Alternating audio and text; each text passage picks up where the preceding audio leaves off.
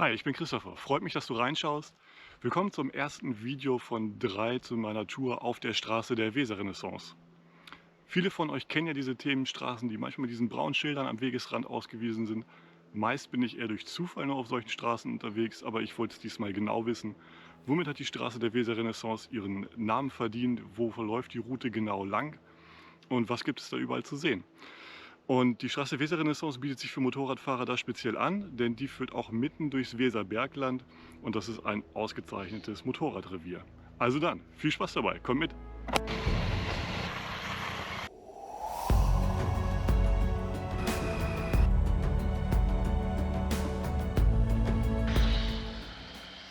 Einen Nachmittag und 3 Tage bin ich insgesamt unterwegs und lege dabei etwa 800 Kilometer zurück. Das orange Teilstück dieser Tour fahre ich an einem schönen Samstagnachmittag zum Startpunkt der Straße der Weserrenaissance in Bremen.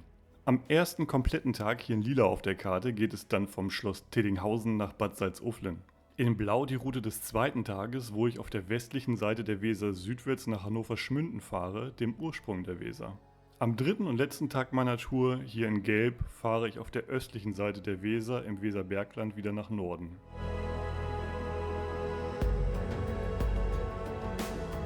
Hallo Leute, ich kann es kaum erwarten, bis es endlich losgeht mit der Tour auf der Straße der Weserrenaissance. 3 Tage werde ich unterwegs sein, etwa 800 Kilometer werde ich zurücklegen.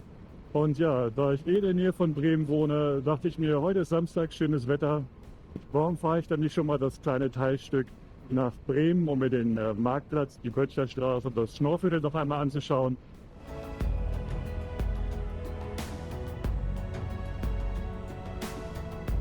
Die quirlige Hansestadt Bremen ist natürlich auch am Wochenende stark besucht. Aber mit dem Motorrad findet sich ja meist leicht ein Parkplatz.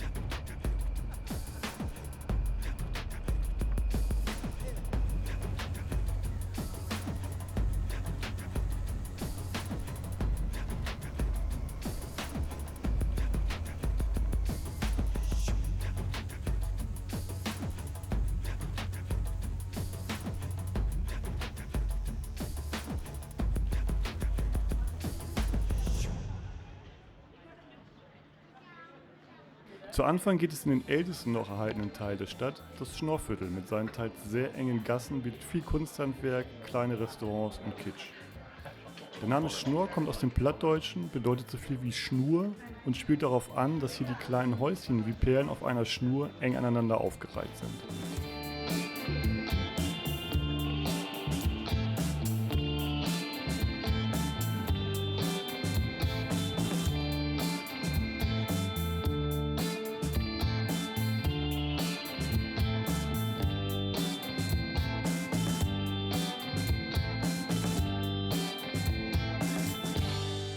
Das Rathaus in Bremen ist gleichzeitig eines der bedeutendsten Bauwerke der Backsteingotik und der Weserrenaissance.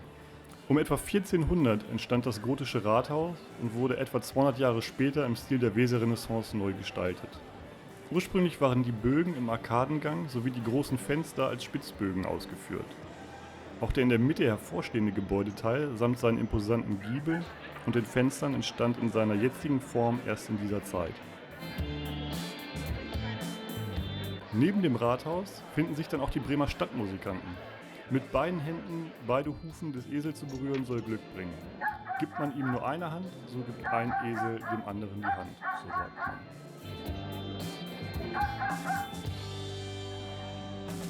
Auch viele der verspielten Ornamente an der Fassade stammen aus der Zeit der Weserrenaissance.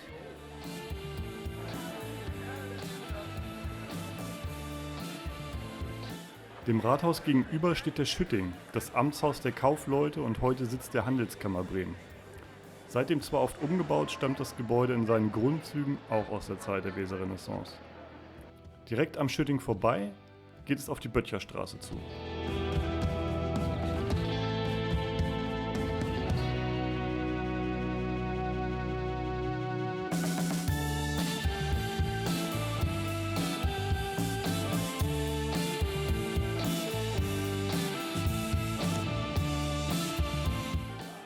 Zwar nicht aus der Zeit der Weserrenaissance, ist die Böttcher Straße aber ein 108 Meter langes Gesamtkunstwerk und ein Highlight in Bremen.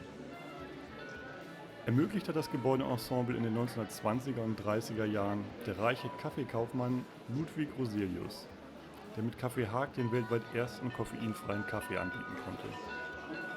Alle Kunsthandwerksbetriebe, Geschäfte und Einrichtungen wurden handverlesen hier angesiedelt. Die Gebäude selbst gehören heute alle einer Stiftung. Tagsüber erklingt in den frostfreien Monaten stündlich ein aufwendiges Glockenspiel. Die 30 Glocken aus Meißner Porzellan spielen eine festgelegte Liedreihenfolge. Passend dazu dreht sich ein Fassadenteil links unter dem Glockenspiel am Ludwig-Roselius-Haus und zeigt an 10 Holztafeln berühmte Ozeanbezwinger.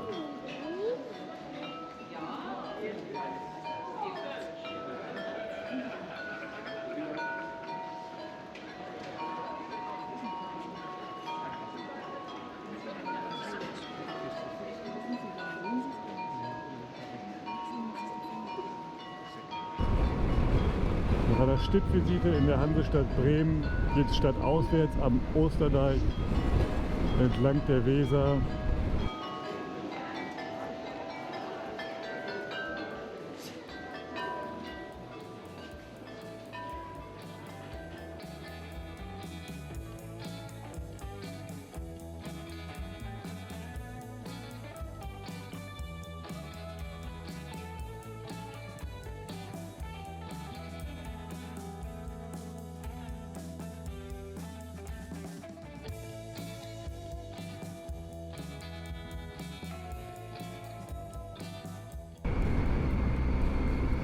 Das Weserstadion, direkt an der Weser gelegen, das Heimspielstadion des Fußballvereins Werder Bremen.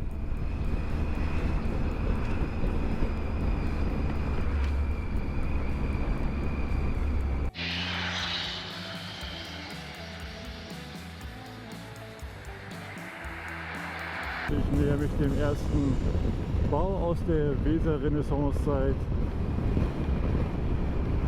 Und zwar dem Schloss Erbhof Tedinghausen, erbaut 1619.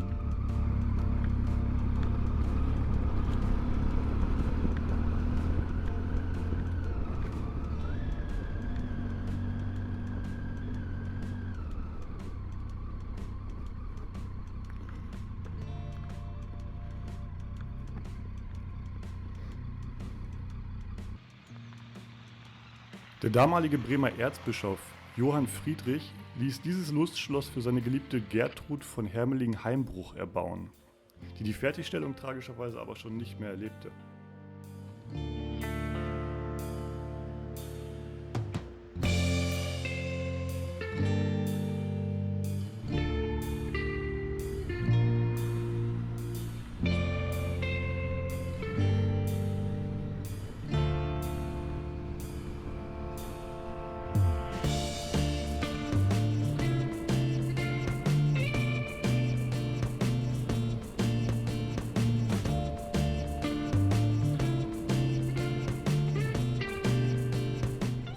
Aber was ist überhaupt die Weserrenaissance? Ein idealer Zeitpunkt für einen Exkurs, während ich die niedersächsische Tiefebene durchquere. Falls sich die wirklich Kurzerklärung nicht interessiert, springe ich einfach kurz vor. Vorweg nur eins, ich bin kein Kunsthistoriker oder ähnliches, ich möchte lediglich denen, die noch nie etwas davon gehört haben, eine kurze Einführung geben, wie ich das Thema verstanden habe. Schreibt gerne in die Kommentare, falls ich was falsch verstanden wiedergegeben habe, ich lerne immer gern dazu. In der Antike haben die Römer und Griechen Großes geschaffen. Sie erfanden die Demokratie, hatten öffentliche Bäder, Abwassersysteme, beeindruckende Statuen und haben mit imposanten Bauwerken wie dem Kolosseum oder der Akropolis schon Meisterwerke der Architektur geschaffen.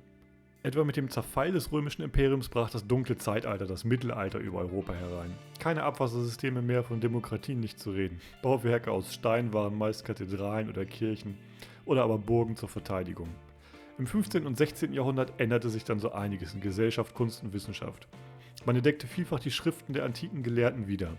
Daher auch der Name dieser Epoche Renaissance bedeutet so viel wie Wiedergeburt. Ein Epizentrum dieser Renaissance war Florenz. Auswirkungen dieser Zeit schwappten auch nach und nach über die Alpen und vermischten sich hier mit anderen Einflüssen. Die Architektur wurde wieder klarer und Gebäude wurden wie antike Tempel nach klassischen geometrischen Formen und gern auch symmetrisch gestaltet. Auch Säulen kamen wieder in Mode, manchmal wurden sie auch ohne tragende Funktion lediglich angedeutet. Reich gestaltete Giebel und Erker waren ebenfalls beliebte Stilelemente dieser Zeit. Die Weserrenaissance war eine regionale Ausprägung der Renaissance. Die Gegend war die Kornkammer Norddeutschlands und angebunden durch zwei wichtige Handelswege zu Land und eben durch die Weser florierte der Handel. Der private Reichtum führte hier vor allem dazu, dass Privathäuser und Schlösser im Stil der Renaissance erbaut wurden. Aber nun zurück zur Tour.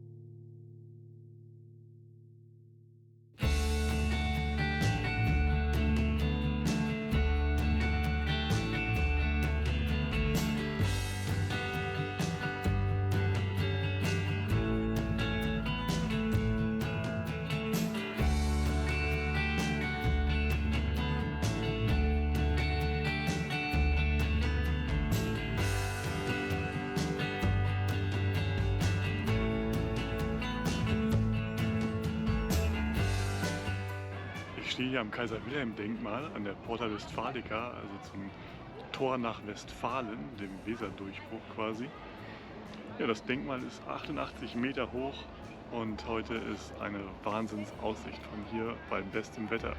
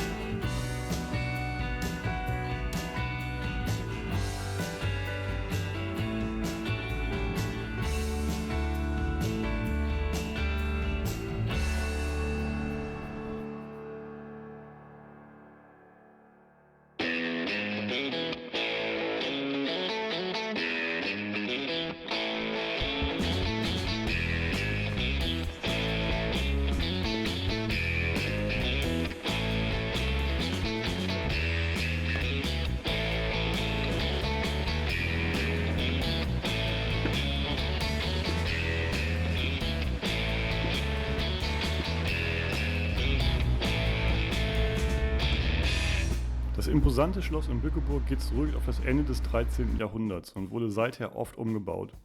Nach einem verheerenden Brand 1732 wurde vieles erneuert und bis ins 19. Jahrhundert immer wieder umgestaltet.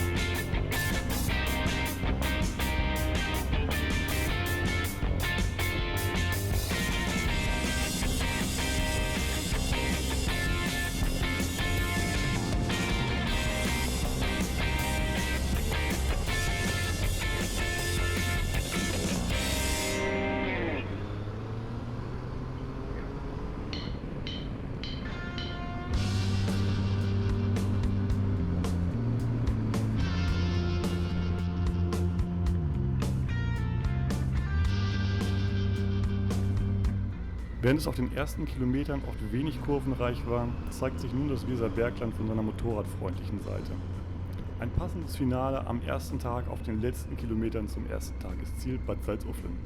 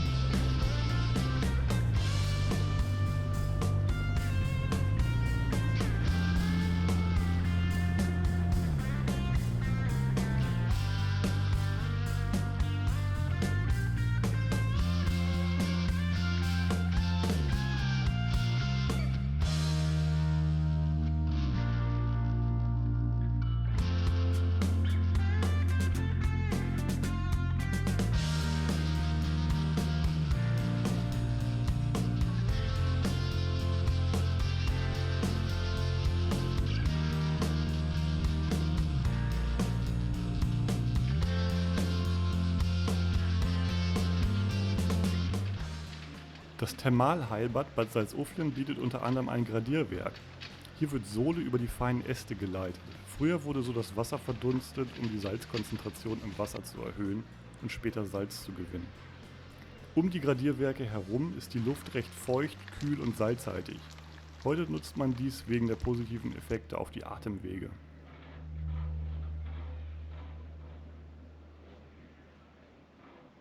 Auch die schöne Altstadt ist ein Besuch wert. Das Gebäudeensemble um das Rathaus zum Beispiel ist ebenfalls im Stil der Renaissance gehalten.